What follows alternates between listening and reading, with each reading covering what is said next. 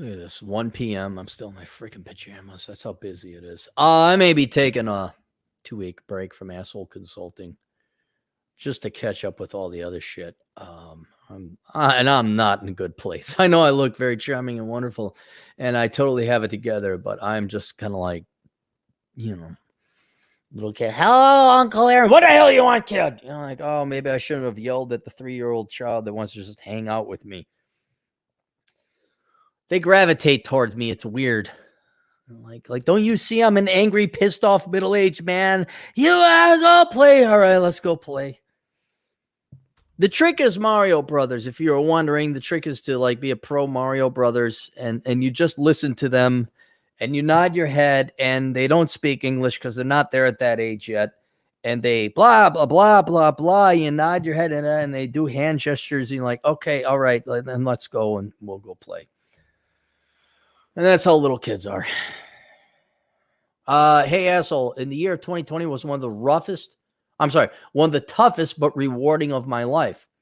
It was tough because as a 23-year-old guy starting his first full-time job, you're 23 and you're starting your first full-time job. Holy millennial, Batman.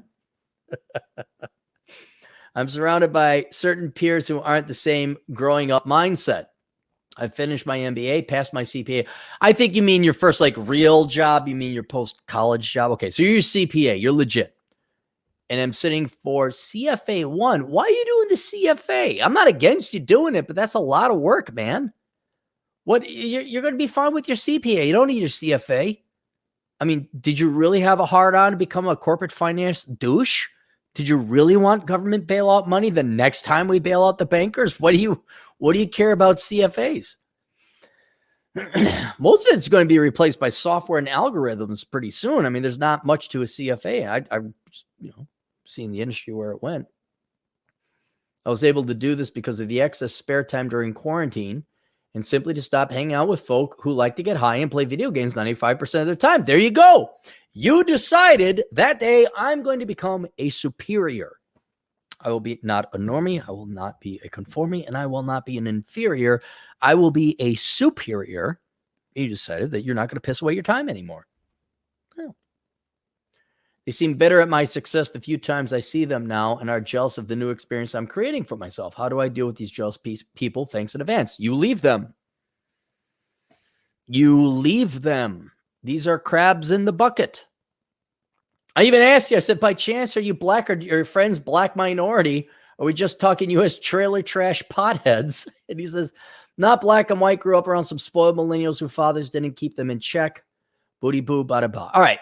And this is obviously it transcends race or groups of people. One of, if not, well, the second most powerful emotion in human psychology is laziness, if you call it an emotion. But very closely related that is jealousy and envy. And it doesn't matter, be you yellow, black, or white, you are children in the sight. Jesus hates all the little children in the world.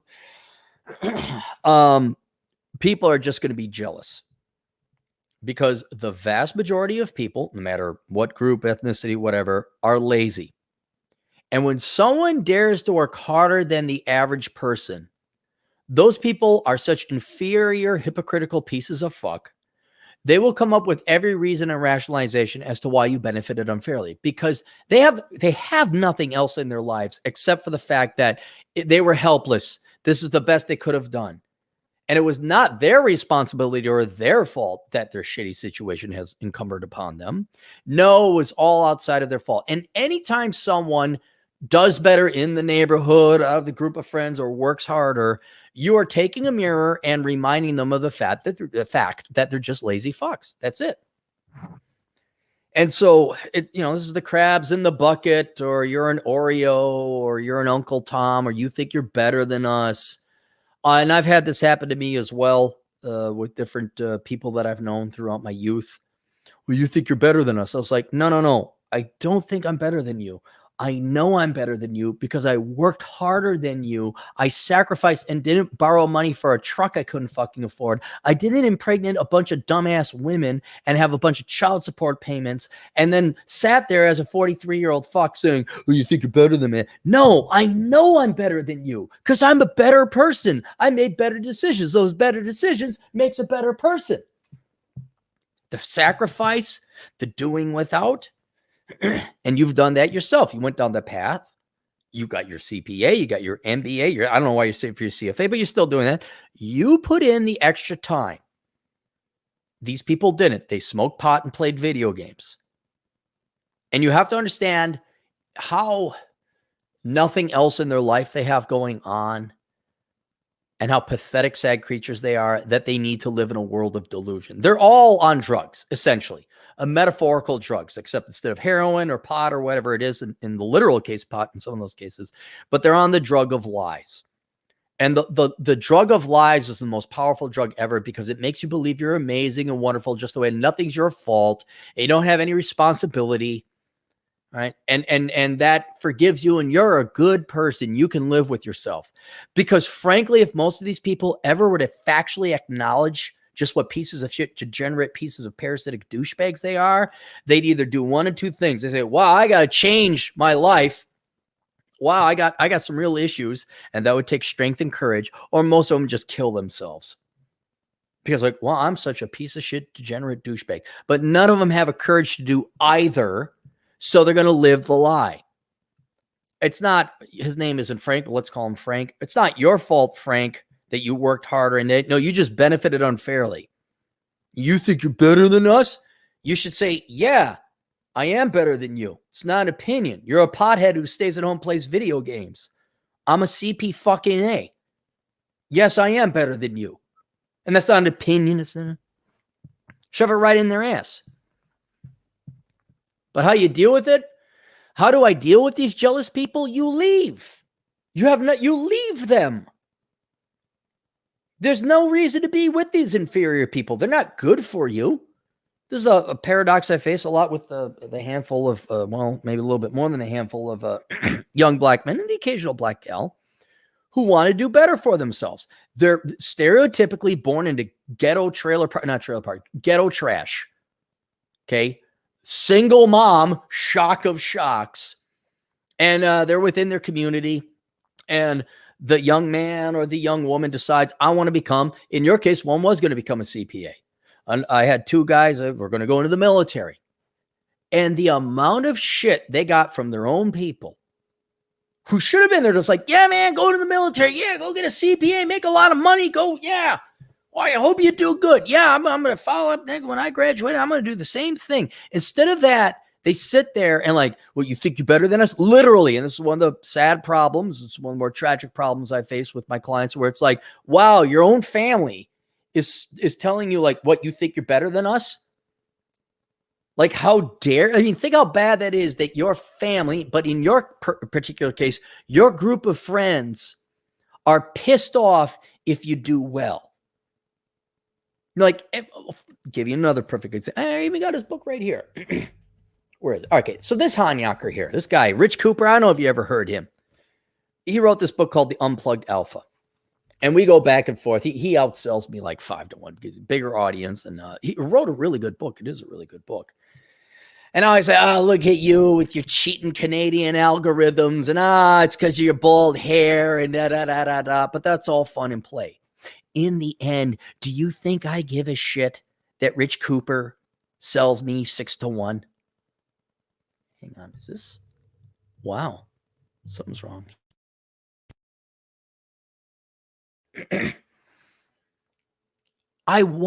Why would I not? I want Rich Cooper to outsell me 1,000,000,000-1. Why would I not want him to make billions of dollars? It doesn't hurt me. But that's because I have a life. That's because I'm like okay with myself. You're hanging out with inferior pieces of parasitic shit people where if somebody does better, they're pissed off. Instead of celebrating, like, hey, you got your CPA. Oh, good, man. Are you working for the big folk? Good. I'm glad for you. Oh, no, I got some problems in my home. I'll take care of it. Like, I've never understood that. where somebody benefits and I don't. Like somehow I'm entitled to their shit. Maybe I just don't get envy or jealousy. I'm like, well, good for him. You know, like Bill Gates, I don't begrudge him for having whatever is $50 billion worth of net value. I'm like, well, yeah, okay, cool for him. Maybe I should aspire to become him. But that's not the normal now. That's not the standard. All the worthless young generations of quants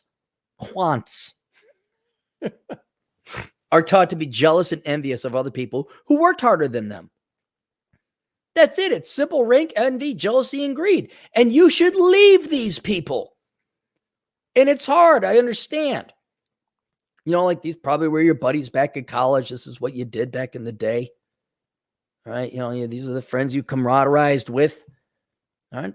But they're still bad for you. They're still upset that you're like, instead of celebrating your success, they're envious of it and they want it. And that means they're going to enslave you partly, or at least that's their goal. And I don't know about you, but I don't like people trying to enslave me.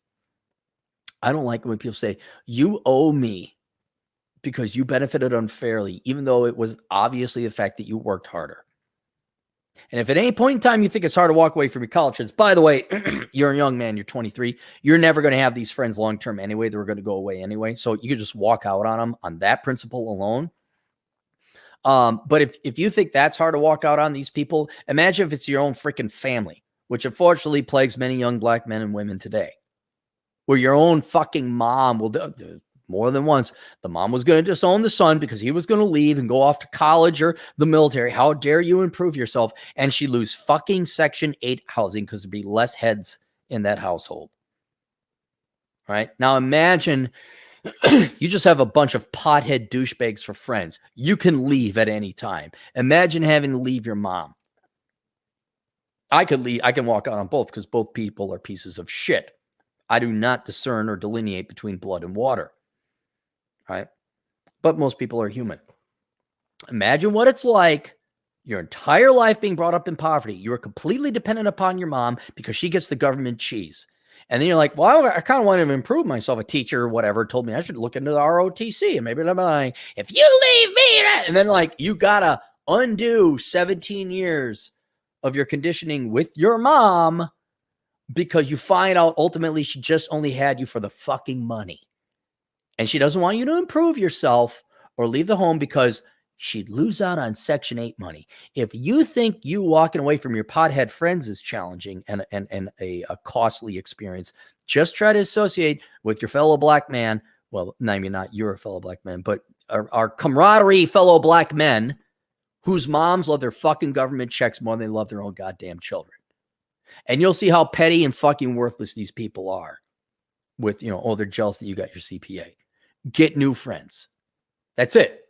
Get new friends. Maybe you won't find some friends. Maybe you're going to work. That's fine. Go work. Make your money. But not only would I get new friends, I'd never talk to these people again. They have proven themselves not to be friend worthy. I mean, shit, I don't even know you, man. And I'm like, yeah, get your CPA, go make it. And I'm not going to say, ooh, you know, like his name isn't Newman, but let's just say, ooh, Newman. If I found out later on you emailed me, say, oh, Cappy, I became a CPA in this. I started a company and I'm worth $18 billion. I wouldn't say, Newman, oh, damn, you owe me because I helped you. I'd be like, dude, you made $18 billion. All right. That's great, man. Cool. Maybe buy me a beer one of these days if I happen to be in town. But you just get rid of these cancerous people. Get the fuck rid of them. You get rid of these inferior people, and that's what they are. They are inferior people. Not an opinion, not trying to be edgy. People are just such degraded pieces of shit. All you have to do is describe them, and you'll be like destroying them. Oh, yeah, you're a parasite. You're a worthless piece of jealous shit. And that's not an opinion or an editorial. It's descriptive. There you go. DJ Aftershock, $2. Dude, bro, you just think you're better than us, bro. Yeah, exactly. I would love to have anyone within the black community, although it happens elsewhere, but it's particularly pronounced within the black community. I just love to hear those stories, man, because we really need to wake up the black men, not black women. Black women aren't going to listen to me. Black men will. They'll listen because they're sick and tired of that bullshit and they aspire to be better. But I would love, I wouldn't love, I want to hear it. It'd be sad and depressing to hear it, but this is way more common where the fucking community thinks they own your ass like a fucking slave owner. That's literally what it is. Like, oh, we own you. When are you going to bring money back to the community? Isn't that the whole reason the Civil War was fought not to be slaves? Joseph Jones, $5. Look at this dapperly dressed man. Hey, Cappy, do you generally recommend large, mid, or small company if you know you want to go down the entrepreneurial path? Computer engineering major. Here's the thing, Joe. If you're a major right now, postpone entrepreneurship. And I know everyone's in a rush to get into become an entrepreneur.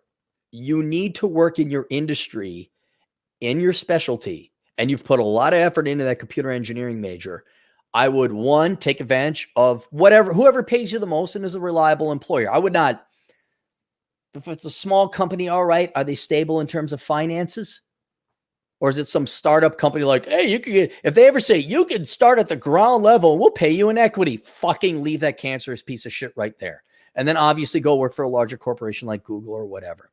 But those delineations or discriminations aside, those qualifications, go where they pay you well, go where you're going to get experience. Small, medium, large, doesn't matter, right? Well, as they're paying you good, do a cost of living adjustment. If you happen to live out in Silicon Valley, they're going to screw you over there. You need to make a lot of money out there just to get ahead. But in terms of like inevitably, if you want to get to entrepreneurship, you need to work in the industry to find out what the industry needs. And don't worry, it'll become apparent pretty quick. Like within 5 years, there'll be at least a dozen things like, holy shit, is this annoying as fuck about my industry? If only somebody were to create a thing that would make this great annoyance go away.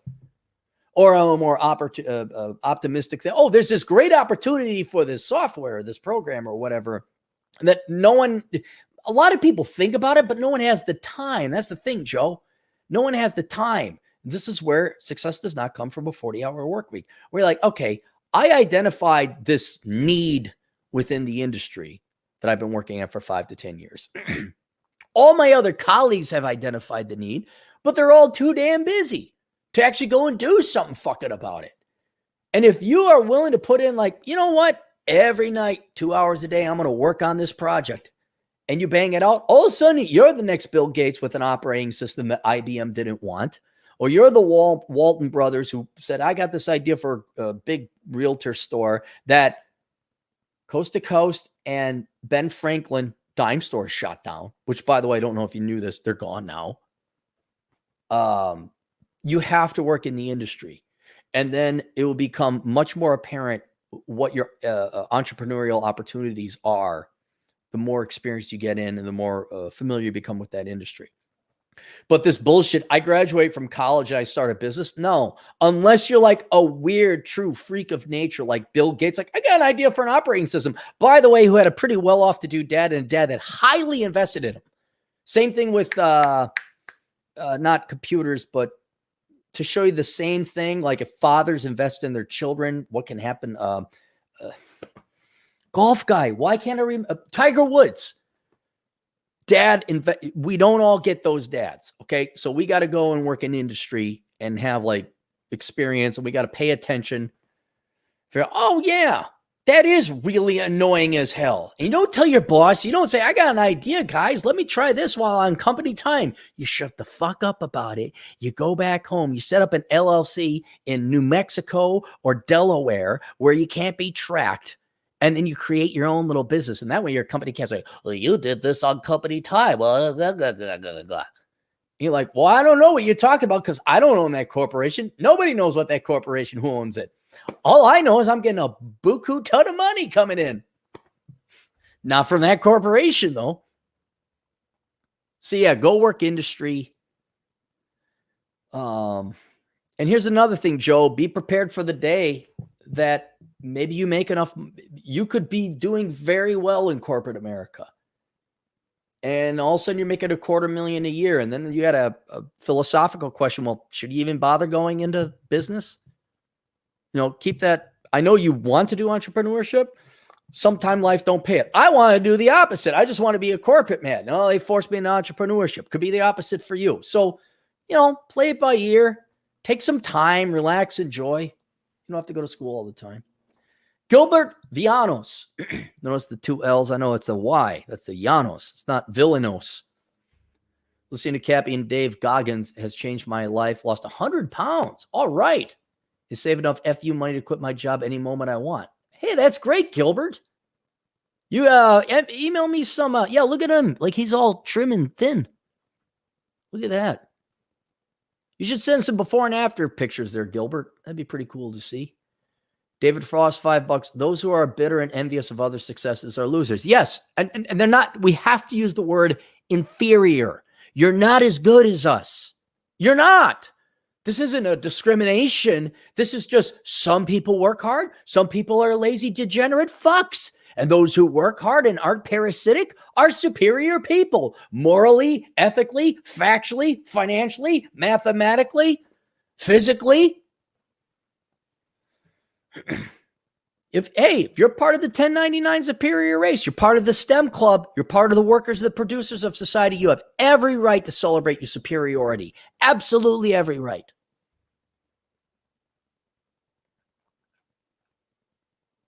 David Frost, $2. Democrats, socialists are the epitome of this.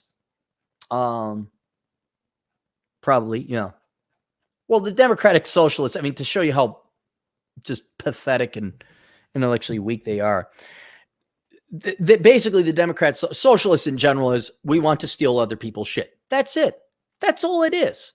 I understand their concerns about like nepotism and cronyism and corrupt capitalism and trusts and inheritance. I get that. And I'm with them on that. We should make a fair playing ground, but that's a different time or different matter. But their solution is let's steal other people's money. But it's not bad or morally unethical because we voted for it. It's democratic. See, socialist means parasite. Democrat means most people want to take other people's money. That's it. Doesn't change the fact you're a thief. And this is the difference between criminal and unethical. To be a thief is criminal and unethical. But to be a Democrat socialist, that's legal, but it's still immoral. It's still unethical. You're a thief. I don't care what pretty name you put. You want other people to work more and enslave themselves so that you don't have to work. That's all it is. You just want to enslave people. And that's all socialism is. So I don't care how beautifully they, All right, that's it. Questions, answers, ASOconsulting.com. See you guys later, too.